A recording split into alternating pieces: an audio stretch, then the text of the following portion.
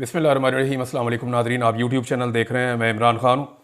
नाज़रीन, सबसे पहले पाकिस्तान तहरीक इंसाफ के बानी चेयरमैन इमरान खान साहब और साबिक़ वज़ीर आज़म का जो स्टेटमेंट है अडियाला जेल से, वो मैं आपको बताता हूँ। आज पाकिस्तान की तारीख़ का बहुत इंपॉर्टेंट दिन है। आज के दिन 1971 में पाकिस्तान 2 लख्त हो गया था। मशरक़ी पाकिस्तान हमारा अलग हो गया था और वहाँ पर बांग्लादेश एक अलग मुल्क बन गया। और आज के दिन में 2014 में आर्मी पब्लिक स्कूल में एक सानिया हुआ था, बहुत बड़ा खौफनाक सानिया, जिसमें बहुत बड़ी तादाद में तलबा को और उसातिज़ा को शहीद कर दिया गया था। और उस पर पूरी कौम आज तक दिल गिरफ्तार है। पूरी कौम आज तक उस सानिया को भुला नहीं सकी। और आज भी बहुत सारे ऐसे मज़ीद सवालात मौजूद हैं, उन सवालात में हम बात करेंगे। लेकिन पहले इमरान खान साहब का स्टेटमेंट जो जारी किया गया, उसमें यह है कि इय्याका नअबुदु व इय्याका नस्तईन। सबसे पहले तो आपने घबराना नहीं है। मैं सारी उम्र भी जेल में गुजारने के लिए तैयार हूँ, लेकिन वक्त के यजीद के आगे कभी नहीं झुकूंगा। लेकिन मुसद्दिक मलिक साहब की ख्वाहिश पूरी हो गई। इमरान खान साहब ने वक्त का यजीद जो लफ्ज़ है वो भी इस्तेमाल कर दिया। कल उन्होंने कहा था कि यजीद और फ़िरौन का लफ्ज़ क्यों इस्तेमाल नहीं किया और जनरल डायर का लफ्ज़ क्यों इस्तेमाल किया, तो ये आ गया। फिर इमरान खान साहब कहते हैं जी अल्लाह अल हक है, वो हक सच का खुदा है और सब्र करने वालों के साथ है। हम सब इस मुल्क की हकीकी आज़ादी के लिए कुर्बानी दे रहे हैं। आपने सब्र करना है और मेरे साथ मिलकर जुल्म का मुकाबला करना है। डी चौक में दौरे हाजिर के जनरल डायर ने कौम को अपना गुलाम गर्दानते हुए निहत्ते और पुरअमन शहरियों पर बिला इश्तियाल गोलियां चलवाईं। हम इस वाक़े को कभी भी नहीं भूलने देंगे और अपने वर्कर्स और शोहदा को इंसाफ दिलाएंगे। लेकिन खान साहब ने फिर कह दिया जनरल डायर, और उन्होंने कहा जी डी चौक के अंदर उसी तरह का सानिया किया गया जैसा जलियांवाला बाग में जनरल डायर ने किया था। उन्होंने कहा ना इस वाक़े को हम कभी भूलने देंगे और अपने वर्कर्स को और शोहदा को इंसाफ दिलाएंगे। मुझे वर्कर्स और वकला ने बताया कि अभी तक सामने आने वाले 12 शोहदा वो हैं जिन्हें 26 नवंबर को मगरिब से पहले शहीद किया गया और बाकी लोगों को रात को इलाके की बिजली बंद करके गोलियां मारी गई हैं। इनको किधर गायब कर दिया गया है? अभी भी दर्जनों अफराद मिसिंग हैं। ये इमरान खान साहब बता रहे हैं कि उनको ये इंफॉर्मेशन दी गई है, वकला की जानिब से और दीगर लोगों की जानिब से उनको ये बताया गया है। वर्कर्स ने भी उनको ये बताया। मिसिंग पर्सनस को तलाश करना और तमाम डाटा पब्लिक करना हुकूमत की जिम्मेदारी है। मीडिया समेत हजारों लोगों ने अंधाधुंध फायरिंग और बर्बरियत को अपनी आंखों से देखा और इसके बाद अस्पतालों का रिकॉर्ड गायब करने और शोहदा की लाशें वुरसा को फराहम करने से इनकार की भी मीडिया रिपोर्ट्स मौजूद हैं। हमारा मुतालबा है कि जल्द अज जल्द 9 मई के फॉल्स फ्लैग ऑपरेशन और 26 नवंबर के इस्लामाबाद कत्लेआम की शफाफ तहकीकात और जिम्मेदारान के तयन के लिए आज़ादाना जुडिशल कमीशन तश्कील दिया जाए, जिसमें सीनियर तरीन सुप्रीम कोर्ट जजेस शामिल हों। कौम तैयार रहे, मैं जल्द अगले लायामल का ऐलान करूंगा। अच्छा नाज़रीन, एक खबर और भी रिपोर्ट हुई है और ज़ुबैर खान साहब ने इसको रिपोर्ट किया था। और ख़बर यह थी कि इमरान खान साहब ने गालिबन अपनी जो तहरीक है सिविल नाफरमानी की, उसको हुकूमत से मुज़ाकरात की सूरत में एक हफ्ता आगे करने का इशारा दिया है। ये चीज़ें पाकिस्तान तहरीक इंसाफ जब कन्फर्मेशन के साथ सामने लेकर आएगी तो आपके सामने आ जाएंगी। बहरहाल इमरान खान साहब वहीं खड़े हैं जहां वो पहले दिन से खड़े थे। यानी उन्होंने अगर कहा था कि एब्सोल्युटली नॉट, तो ये वो वाहिद आदमी है जो अभी भी अपने मौक़िफ़ के ऊपर खड़ा है। वरना लोग अपना मौक़िफ़ बदल लेते हैं, गिरफ्तार होने के बाद लोग अपना मौक़िफ़ बदल लेते हैं। पिछले दिनों किसी ने कहा कि नवाज शरीफ भी बहुत ज़िद्दी है और इमरान खान भी बहुत ज़िद्दी है। तो बिल्कुल ये बात ठीक है कि इमरान खान अपने उसूल के ऊपर खड़ा रहने के लिए जिद कर रहा है कि मैं अपना उसूल नहीं तोड़ूंगा, अपने मौक़िफ़ से पीछे नहीं हटूंगा।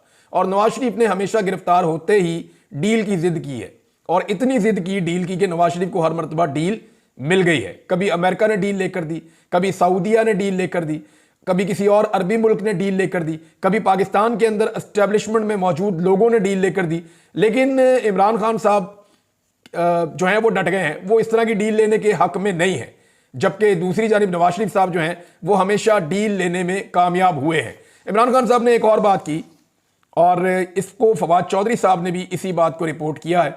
मैं मेरे ख्याल में फवाद चौधरी साहब का जो स्टेटमेंट है वहां से आपको पढ़ के सुनाता हूं, जरा आसानी से आपको समझ आ जाएगा। फवाद चौधरी साहब कहते हैं कि इमरान खान साहब से मुलाकात हुई। आज 9 मई के एक और जाली मुकदमे में अडियाला जेल हाजिर हुए। इमरान खान से दूसरी मुलाकात हुई। शाह महमूद कुरैशी से भी एक तवील अरसे बाद मुलाकात हुई। इमरान खान, शाह महमूद कुरैशी और मैं तवील अरसे बाद सियासी मुशावरत कर सके। इमरान खान और शाह महमूद के जवान हौसलों से नया वलवला मिलता है। इमरान खान का पैगाम एक ही है कि 500 छोड़ 500 साल जो है वो जेल में रखो, यानी 500 दिन हो गए ना इमरान खान साहब को आज जेल में। आप अंदाजा करें कि नवाज शरीफ कभी भी ऐसे जेल में रह ही नहीं सके। नवाज शरीफ के वो जेल वाले कमरे में आपको दिखाऊंगा तो आधे से ज्यादा पाकिस्तान दरखास्तें डाल देगा कि हमें यहां पे बंद कर दो। जितनी सहूलियात नवाज शरीफ के पास थी। पाकिस्तान के हालात भी ऐसी है ना, गुर्बत है, बेरोजगारी है, लोग खुदकुशियां कर रहे हैं, किसान है वो तबाह कर दिया है। मैं अगले वीलॉग में आपको कुछ ऐसे हकायक बताने जाऊंगा कि हुकूमत का सारा बयानिया जमीन बोस हो जाएगा। मैं आपको बताऊंगा कि इन्होंने मईशत को कैसे तबाह किया है और अदादो शुमार के साथ बताऊंगा। और ये अदादो शुमार और बयानात उन लोगों के हैं जो इस हुकूमत के साथ जुड़े हुए लोग हैं। और साबित करूंगा आपको कि किस तरह इमरान खान साहब के दौरे हुकूमत में चलती हुई मईशत को सिर्फ एक रजीम चेंज ऑपरेशन की ख्वाहिश पूरी करने के लिए तबाह बर्बाद कर दिया। पाकिस्तान को कितना बड़ा नुकसान और डेंट डला है वो सारा कुछ मैं आपको अगले वीलॉग में बताऊंगा। लेकिन पहले ये आप फवाद चौधरी साहब का स्टेटमेंट मुकम्मल सुन लें। उन्होंने कहा कि इमरान खान का पैगाम है कि 500 दिन छोड़ 500 साल जेल में रखो, मैं किसी डील करने के लिए तैयार नहीं हूं। हां, मुज़ाकरात करें, सियासी जमात है, सियासी जमातें गुफ्तगू पर यकीन रखती हैं। मुल्क में जारी बहरान के खात्मे के लिए बातचीत वाहिद रास्ता है। इमरान खान इंतकाम पर यकीन नहीं रखते, हुकूक पर यकीन रखते हैं। सियासी दर्जा हरारत में कमी मुल्क और कौम और सियासत के मफाद में है। अपोजिशन सियासी जमातों के ताउन से आगे बढ़े और मुल्क में नए इंतखाबात की तरफ जामे हल तलाश करना असल मकसद है। ये फवाद चौधरी साहब ने कहा है। लेकिन एक बात जो शेख रशीद ने की है ना, देखिए उनका तजर्बा बहुत ज्यादा है और शेख रशीद साहब ख्वाहिशात भी बाद वक़्त बयान करते हैं और ये बहुत हम सुनते रहे उनके मुंह से। लेकिन एक बात उन्होंने बिल्कुल ठीक की है कि हुकूमत और पाकिस्तान तहरीक इंसाफ के मुज़ाकरात कभी कामयाब नहीं होंगे। उसकी वजह यह है, देखें ना, मुज़ाकरात में इमरान खान क्या मांगेंगे? जाली केसों में इमरान खान को अंदर रखा हुआ है। ये तो हुकूमत पहले ही ऑफर करना चाहेगी कि जनाब आपके जो जाली मुकदमात हैं, सियासी मुकदमात हैं, उनमें हम रिहाई करवा देते हैं। हुकूमत के बाद देने के लिए यही होता है। और वो भी एस्टेब्लिशमेंट अगर चाहेगी तो, ख्वाजा आसिफ ने अपने मुंह से कह दिया, खुद एतराफ़ जुर्म कर लिया है कि इमरान खान साहब जब कहते थे कि हम एस्टेब्लिशमेंट के साथ बात करना चाहते हैं, इनके तो पल्ले ही कख नहीं है, तो अब ख्वाजा साहब ने खुद ही कह दिया जी हम तभी बात कर पाएंगे जब एस्टेब्लिशमेंट चाहेगी। तो ये एस्टेब्लिशमेंट की कठपुतलियां हैं, जब तक एस्टेब्लिशमेंट नहीं चाहेगी ये हुकूमत बात नहीं कर पाएगी। ये तो ख्वाजा साहब ने खुद एतराफ़ जुर्म कर लिया कि जनाब हम तो कठपुतली हैं। इनके लोग बार बार ये कहते भी रहते हैं कि हमारी तो हुकूमत ही नहीं है, हमारी औकात ही नहीं है। इमरान खान साहब ने बात जिनसे करनी है उन्हीं से करनी है, जब वो उनसे बात कर लेंगे तो हम भी चल पड़ेंगे। ये तो मामला है क्लियर। लेकिन ये हुकूमत दे क्या सकती है? हुकूमत और एस्टेब्लिशमेंट इमरान खान साहब को जो फौरी तौर पे ऑफर कर सकती है वो यही है कि बेगुनाह लोग आपके छोड़ देते हैं। लेकिन क्या 9 मई की जुडिशियल इंक्वायरी करवाएंगे? मुझे नहीं लगता वो करवा पाएंगे, क्योंकि उसमें बहुत सारे पर्दा नशीनों के नाम खुल जाएंगे और बहुत सारे बेगुनाह लोग जो साल 1.5 साल जेलों में रहे हैं उनको जवाब कौन देगा? उन्होंने किस बात की सजा भुगती है? नंबर 2, क्या 26 नवंबर की जुडिशियल इंक्वायरी करवाएंगे? इमरान खान साहब के मुताबिक जो वो मांग रहे हैं वो नहीं दिया जाएगा।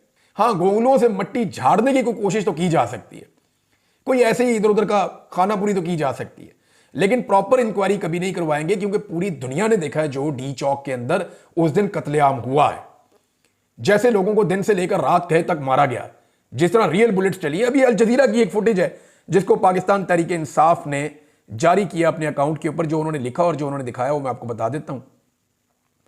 ये है जी। और अल जजीरा ने अपनी रिपोर्ट में रेंजर्स को AK-47 से सीधी गोलियां चलाते दिखा दिया। अब बताओ गोली क्यों चलाई? अब जरा आप ये फुटेज अगर देखें गौर से तो इस फुटेज में 2 रेंजर्स वाले गोली चलाते हुए आपको नजर आ रहे हैं। एक रेंजर वाला जो है वो इस तरफ खड़ा है, कैमरे वाली साइड पे खड़ा है, और एक उसके अकब में दूसरी तरफ लंबे कद का रेंजर वाला खड़ा है, जो दोनों एक साथ फायरिंग कर रहे हैं। अब मैं गन्स को बहुत अच्छी तरह पहचानता हूं, तो मुझे आइडिया है कि जो उन्होंने लिखा उसकी क्या हकीकत है। जो इधर वाला रेंजर वाला है उसके हाथ में रिपीटर शॉटगन है। रिपीटर शॉटगन कहते हैं पंप एक्शन, यानी इसमें 2 तरह की होती है। एक रिपीटर होती है जो ऑटो पे अपने आप को रिपीट करती है, और एक जो शॉटगन होती है पंप एक्शन, उसको आपको पंप करना पड़ता है। हर मरतबा जब आप एक गोली चलाते हैं तो आपको एक दफा और पंप करना पड़ता है, फिर गोली चलाते हैं फिर पंप करना पड़ता है, ऐसे होता है। लेकिन यहां पे अगर आप ये देखें कि जो उधर वाला रेंजर्स वाला है उसके हाथ में जो गन है वो ये पता नहीं अब फुटेज हम आपको दिखा पाएंगे या नहीं दिखा पाएंगे यूट्यूब पे, क्योंकि यहाँ पे कुछ रिस्ट्रिक्शंस भी हैं। लेकिन यहाँ जो यूट्यूब या फेसबुक पे कुछ रिस्ट्रिक्शंस हैं जिसकी वजह से, लेकिन ये मैं आपको कंफर्म कर रहा हूँ, अगर आप ये वीडियो देखें सोशल मीडिया पे वायरल है, ट्विटर के ऊपर और हर जगह पे, तो इसमें ये जो गोली चलाने वाला शख्स है उसके हाथ में AK-47 वाकई है, और ये पाकिस्तान तहरीक इंसाफ ने इसका जो है वो इसको क्लेम भी किया है और अल जजीरा ने इसको चलाया भी है। तो हुकूमत के और पीटीआई के मुज़ाकरात कैसे कामयाब हो सकते हैं, कैसे कामयाब हो सकते हैं? पीटीआई क्या मांगेगी उनसे? वो कहेंगे जी मैंडेट वापस करो। मैंडेट देते हैं तो चोर डिक्लेयर हो जाते हैं, हुकूमत भी खत्म हो जाती है और फंस भी जाएंगे बहुत बुरी तरह, सारा का सारा निजाम नंगा हो जाएगा, एक्सपोज हो जाएगा। तो ये मुज़ाकरात एस्टेब्लिशमेंट के साथ जब इमरान खान साहब कहते हैं तो ठीक कहते हैं। उसकी वजह क्या है? देखें, एस्टेब्लिशमेंट के पास कम से कम ये पावर मौजूद है कि वो कहे ठीक है जो हो गया सो हो गया, नए इलेक्शन करवा देते हैं। वो ये तो नहीं चाहेंगे कि जितना गंद मारा गया इस मुल्क में वो उठा के एस्टेब्लिशमेंट के और मौजूदा हुकूमत के इनके कंधों पे रख दिया जाए और इनको जलील और रुसवा किया जाए सारी दुनिया के अंदर। ये तो वो नहीं चाहेंगे। हाँ, लेकिन वो इतना जरूर कर सकेंगे कि ठीक है हम पाकिस्तान में फ्री एंड फेयर इलेक्शन की तरफ चले जाते हैं, आप हमें 6 महीने दे दें या 4 महीने दे दें या 5 महीने दे दें, आप निकल के अपनी पब्लिक कंपेन करें। उनको भी इजाजत देते हैं, वो भी अपनी पब्लिक कंपेन करें। 6 महीने के बाद हम आपको तहरीरी वादा कर देते हैं या हम आपसे वादा गारंटी के साथ कर देते हैं कि पाकिस्तान में इलेक्शन हो जाएगा, तो फिर पाकिस्तान में इलेक्शन करवा दिए जाएंगे। ये तो वो वादा कर सकते हैं, लेकिन जो पिछले गुनाह उनके हैं, अगर देखें उनके ऊपर अगर पर्दा उठाना होता तो आज तक हुकूमत-उर-रहमान कमीशन रिपोर्ट स्कूलों में, कॉलेजेस में और यूनिवर्सिटीज में पढ़ाई जा रही होती। 16 दिसंबर है ना आज के दिन पाकिस्तान को शिकस्त हुई थी और पाकिस्तान के हजारों फौजी जो हैं वो इंडियन कैप्टिविटी में चले गए थे। भारतीयों ने उनको गिरफ्तार कर लिया था, हमने हथियार फेंक दिए थे बदकिस्मती से।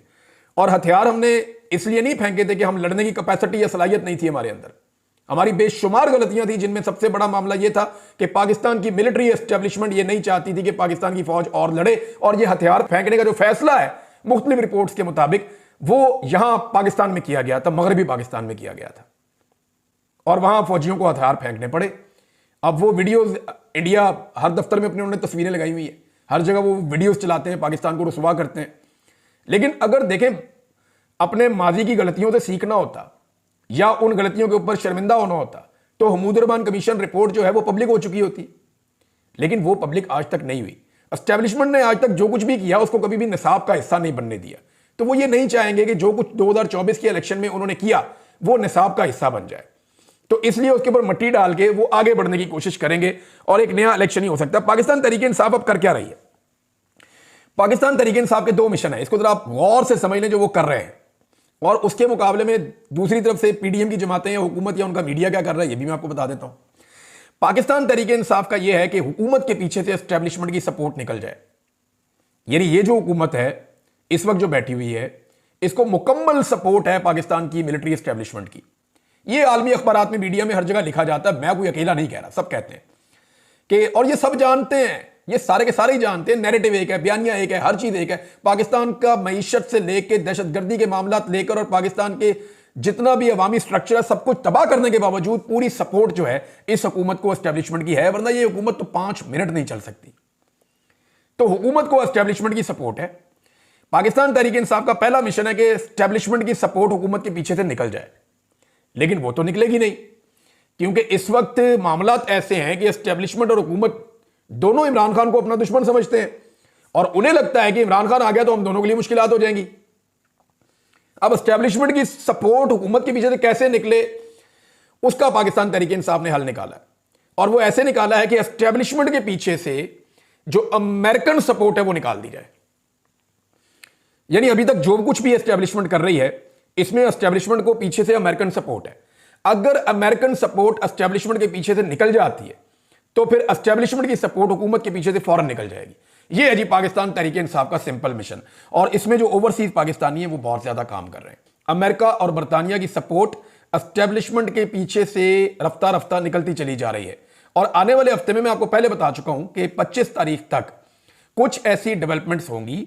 एक ट्वीट का जिक्र किया जा रहा है, वो तो बहुत देर से क्लेम हो रहा है, एक ट्वीट आ सकता है, लेकिन बड़ी चीज यह है कि इस्लामाबाद में एक टेलीफोन कॉल आने वाली है और उस टेलीफोन कॉल के बड़े जबरदस्त असरात होंगे, मैं आपको फिर बता रहा हूं। और दूसरी जो चीज है कि 2 हांडियों के ऊपर से ढक्कन उठने वाले हैं 25 तारीख से पहले पहले, एक बरतानिया में और एक अमेरिका में। और जब ये चीज आपके सामने आएगी तो कल से मुझे बहुत सारे लोग पर्सनली फोन करके मैसेजेस करके पूछ रहे हैं कि इमरान भी बताएं तो सी क्या चीज है। तो मैं उन्हें यही कह रहा हूं कि अभी नहीं, आप थोड़ा सा इंतजार करें, क्योंकि इसको जो ओवरसीज पाकिस्तानी है उन्होंने भी थोड़ा सा खुफिया रखा हुआ है और वो नहीं चाह रहे कि अभी चीजें बाहर आए। लिहाजा एक हांडी पकड़ी है अमेरिका में और एक पकड़ी है बरतानिया में। इन दोनों हांडियों के ऊपर से ढक्कन 25 तारीख से पहले उठने का ज्यादा इम्कान है। और उसके बाद जब क्रिसमस की छुट्टियां खत्म होंगी तो आप जायका चखेंगे, आपको पता चलेगा कि मजा आया या नहीं आया, आपको सारी समझ आ जाएगी। बहरहाल अमेरिकन सपोर्ट एस्टेब्लिशमेंट के पीछे से निकल गई तो एस्टेब्लिशमेंट हुकूमत के पीछे से निकल गई और फिर हुकूमत निकल गई।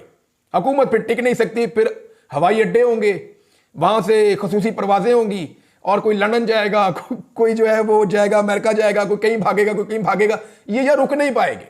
आज एस्टेब्लिशमेंट अपनी सपोर्ट बंद कर दे और अपनी सपोर्ट विदड्रॉ कर ले, ये अवाम इन हुक्मरानों को 5 मिनट के लिए इस इक्तदार के अंदर नहीं रहने देंगे, जितना लोगों को गुस्सा है। आप अंदाजा करें कि अता तारर का स्टेटमेंट आप देखें कि आप में इतनी हिम्मत नहीं कि अगली कॉल दे सकें। मैं चैलेंज करता हूं एक बात पे, पीएमएलएन को मैंने कवर किया बड़ा लंबा अरसा, पीटीआई को भी कवर किया बड़ा लंबा अरसा, पीपल्स पार्टी को भी करते रहे हैं समहाउ, हालांकि पंजाब में वो इतनी ज्यादा रही नहीं जरदारी साहब के आने के बाद, लेकिन फिर भी। लेकिन एक चीज मैं बड़ी अच्छी तरह जानता हूं कि आज तहरीके लब्बैक के एक काउंसलर के मुकाबले में या पाकिस्तान तहरीके इंसाफ के एक काउंसलर के मुकाबले में अता तारर लाहौर में और इस्लामाबाद में जलसा करके देख ले, सवाल ही पैदा नहीं होता ये उनका मुकाबला भी कर सके। इंफॉर्मेशन मिनिस्टर है फेडरल, किसी एक हलके के अंदर चला जाए, एक यूनियन काउंसिल के वहां पे किसी काउंसलर को कह दे पाकिस्तान तहरीके इंसाफ के कि आप एक जलसा करें इस गली में, कल मैंने करना है, तो चेक कर ले किसके साथ ज्यादा बंदे निकलते हैं। मैं एक और चैलेंज करता हूं, आज यास्मीन राशिद जेल में, नवाज शरीफ को बोले अपने हलके में जाकर जलसा करें और पूरी ताकत इस्तेमाल करें, रियासती मशीनरी इस्तेमाल करें और शहरों से भी लोग बुला लें और सूबों से भी लोग बुला लें। नवाज शरीफ को बोलें अपने कौमी असेंबली के हलके में जाकर जलसा करें खुलकर, सरकारी वसाइल इस्तेमाल करके, और यास्मीन राशिद का सिर्फ जेल से एक वीडियो खिताब रख लें, आपको पता चल जाएगा कि किस जलसे में लोग ज्यादा आते हैं। ये जमीन आसमान का फर्क पड़ गया है, अब हर बंदा ही जानता है, सबको पता है कि कौन कहां खड़ा है। तो ये जो है ना, आप में इतनी हिम्मत नहीं कि अगली कॉल दे सके।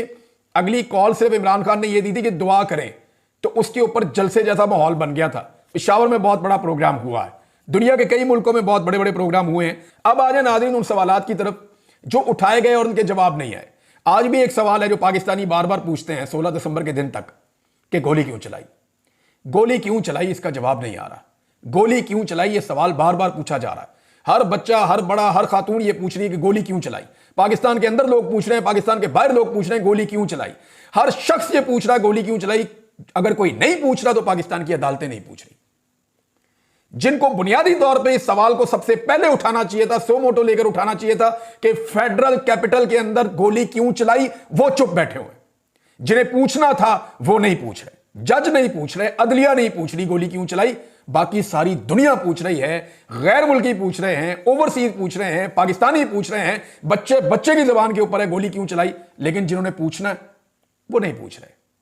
जब वो पूछेंगे तभी जवाब आएगा ना, वो नहीं पूछ रहे। दूसरा यह है कि आर्मी पब्लिक स्कूल का सान्या हुआ, आज तक हमारे सामने हकायक नहीं आए। मरियम नवाज का एक ट्वीट है बड़ा इंपॉर्टेंट, उसमें भी उन्होंने सवालात उठाए थे, लेकिन आज तक जवाब नहीं आया। एक और सवाल है कि एहसानुल्लाह एहसान कैसे इतने आराम से चले गए, इस सवाल का जवाब आज तक नहीं मिला। कोई इंक्वायरी, कोई तहकीकात, कोई रिस्पॉन्सिबिलिटी कहां फिक्स करेंगे। एहसानुल्लाह एहसान जिनके ऊपर आर्मी पब्लिक स्कूल के बच्चों को कत्ल करने का इल्जाम है, वो इतने आराम से कैसे चला गया, इसका जवाब भी नहीं आया। फिर हुमूदुर रहमान कमीशन रिपोर्ट कहां पे है आज के दिन की मुनासबत से, इसका जवाब भी नहीं है। और जो उसके ऊपर बात करता है उसको पकड़ के अंदर कर देते हैं। एस्टैब्लिशमेंट को इस बात पे गौर करना चाहिए कि जो भी सियासी जमात अपोजिशन में जाती है ना, वो हुमूदुर रहमान कमीशन की बात करती है। चाहे नवाज शरीफ है, चाहे जरदारी है, चाहे फजलुर रहमान है, चाहे ANP है, चाहे PTI है, चाहे कोई जमात, कोई जमात भी है, वो हुमूदुर रहमान कमीशन पे बार बार बात करते हैं जब भी कभी इक्तदार से निकलते हैं। इक्तदार में आते ही सारे इसको भूल जाते हैं। तो एस्टैब्लिशमेंट को यह बात समझनी पड़ेगी कि क्योंकि वो गवर्नमेंट में पार्टनर होते हैं, इसलिए अपोजिशन उनको परेशान करने के लिए या उनको टैकल करने के लिए कि सियासत में उनका रोल खत्म हो, वो हुमूदुर रहमान कमीशन की रिपोर्ट की बात करते हैं। तो मेरा नहीं ख्याल कि एस्टैब्लिशमेंट के बाद इसके अलावा कोई और रास्ता है कि वो फ्यूचर में अपने आप को सियासत से अलग करें और पाकिस्तान के सियासतदानों को सियासत करने दें और इस तरह की चीजें जो माजी में गलतियां हुई हैं उन पर माफी मांग के उन चीजों को पब्लिक होने दें ताकि पाकिस्तान आगे बढ़े। नाज़रीन, ट्रंप और उसकी टीम के ऊपर अटैक कर दिया गया है पाकिस्तान के मीडिया की जानिब से। क्या पिद्दी और क्या पिद्दी का शोरबा, पाकिस्तान के अंदर औकात नहीं है, पाकिस्तान से बाहर जाके बात करते हैं। बहरहाल फिर भी इसके ऊपर हम अगले वीलॉग में बात करेंगे। अब तक के लिए इतना ही। अपना ख्याल रखिएगा, अपने इस चैनल का भी। अल्लाह हाफ़िज़।